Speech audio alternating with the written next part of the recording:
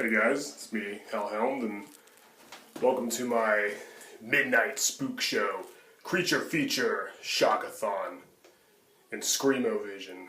Nah, not really. I'm just gonna talk about some of the videos I'm gonna do soon. Yeah, I wish. It's not even midnight, so I wish that's what I was doing, so, you know, it's been my dream ever since I can remember. Besides being a famous rock star, as being like a horror host, you know, like Sven Gulli or Wolfman Mac, or, you know, one of them. That'd be freaking awesome. Yeah, I'm just going to talk about some of the videos I'm planning on doing here soon. You know, if that doesn't interest you, then, you know, you're probably not going to like this video. So I planned episodes of my show coming up. Just figured I'd share them with you. Maybe you can leave me some ideas in the comments as well. You know, I've got, you know, several ideas, but I'm always open to more suggestions.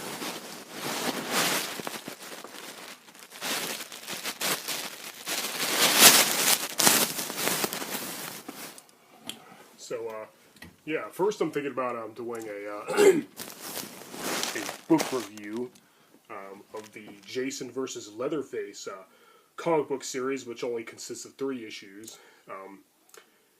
Really great comic series. You know, I highly recommend it for, you know, fans of Jason and Leatherface alike. I think it's actually better than some of them, you know, some of the movies from each series actually. And I'm not really sure. I mean, it's obviously not canonical. They even made a few mistakes, as you know, such as referring to Leatherface and his family's last name as Slaughter instead of Sawyer, and also calling Jason's mom Doris instead of Pamela. But other than that, it's really cool. You know, it has the original family from, you know, the first 2 Texas Chainsaw Massacre films. You know, it's got Drayton, you know, the cook, you know, and Hitchhiker, you know, the grandpa, and of course Leatherface himself. Now, the makers of this comic seem to think that the Hitchhiker and Chop Top are the same character, so that character has like a lot of the same lines that both of them had. So, you know, I don't know. They could refer to him as Hitchhiker, so. You know, so yeah, again, obviously it's non-canon or whatever, but continuity-wise, I'd say if it did take place somewhere, it'd probably be after Jason Lives, you know, Part 6, and before Texas Chainsaw Massacre Part 2. Both of those movies came out in 1986. Now, the timeline with Jason is kind of screwy because, you know, if you remember, Part 5 had Tommy all grown up, you know, when he was a kid in 1984, so really it couldn't be 1986 either. It had to be like maybe the early 90s, but then, you know, Leatherface's family are all dead after the explosion in Part 2. Then again, you didn't really see any of them die, except for Chop Top. But you know, I don't know, it's not going to go anyway. But more on that when in the actual video. I'll talk more about Jason vs. Leatherface, some of the discrepancies, and some of my theories, you know. But again, it's a great read. Highly recommend it. It's a great artwork as well. Really gory, too. So that might be my next video I do. Another video I've been planning on doing is... if you've seen my videos about the Big 4 thrash metal, I did one talking about their debut albums. I did one talking about their sophomore albums. I've gotten a few requests. People asked me to review the 3rd album by each band, which would be crazy because, you know, when it comes to Metallica, Slayer, Anthrax, and Megadeth, the 3rd album is usually considered their best, except for Megadeth. Megadeth's 4th album is usually, Rust in Peace, is usually considered their best. But the other 3, you know, Master of Puppets, Reign in Blood, Among the Living, usually those are regarded as the each band's high point in their career. So it'll be an interesting video to do. The thing is, I actually don't own So Far, So Good, So What by Megadeth. It's the only album I don't have by them. I actually have it on cassette tape. Weirdly enough, but I don't have it on CD. You know, so it's the only album I don't have by them on CD, and I've been meaning to get it. I actually don't have their newest, their latest 2 either. Yeah, I don't have End Game. I don't have shit. What is it? Super Collider or something? And 13. I don't have those 3. I have. The last one I have by them is United Abomination, so they've had like 3 or 4 albums since then that I actually don't have. But as for, like, you know, their golden days, you know, their heyday, the best era, you know, in the 80s, the only one I don't have is So Far, So Good, So What. So aside from their newer albums, which I do mean to get eventually as well, I need to get So Far, So Good, So What. It's got some of their best songs on it. I mean, come on.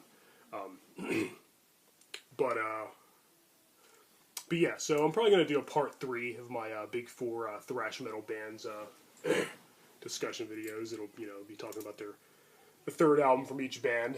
It'll be the third episode in that, series, if you want to call it.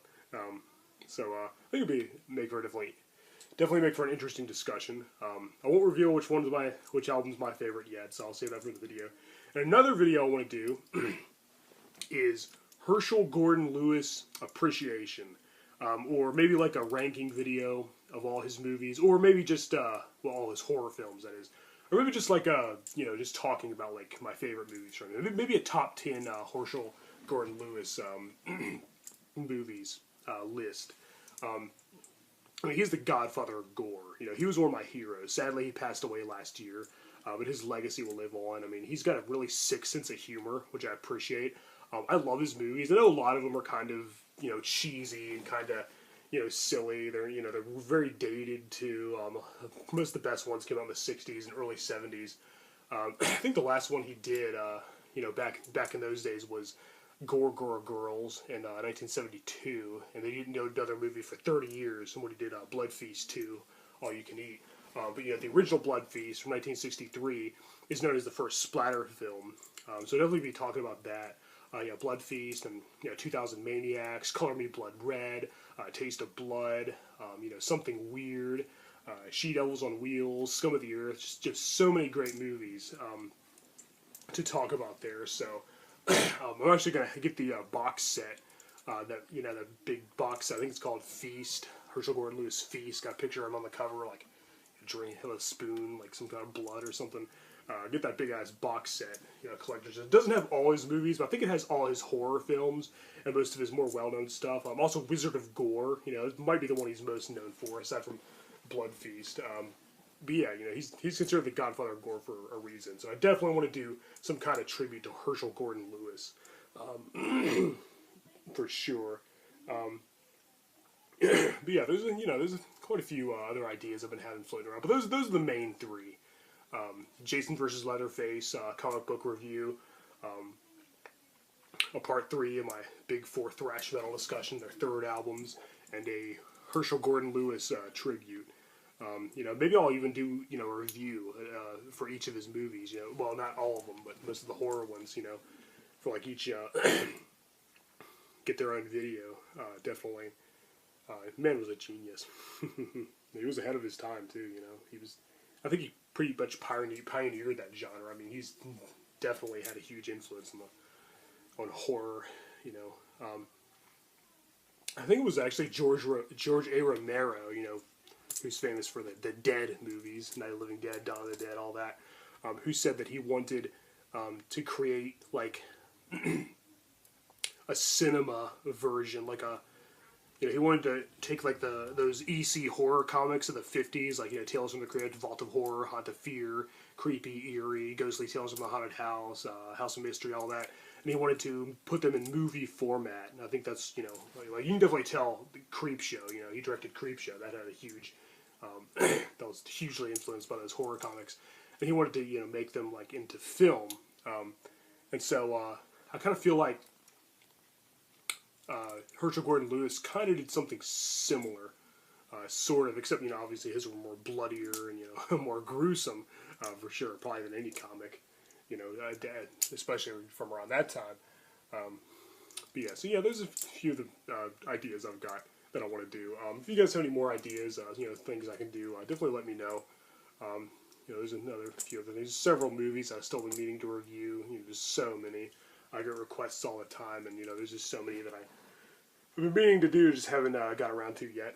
I actually watched Witchboard earlier today. I haven't seen that in quite a while, so very good to watch. Pretty good movie. I might give that a review sometime too. I was going to watch Witchboard 2 later as well. I love both those movies.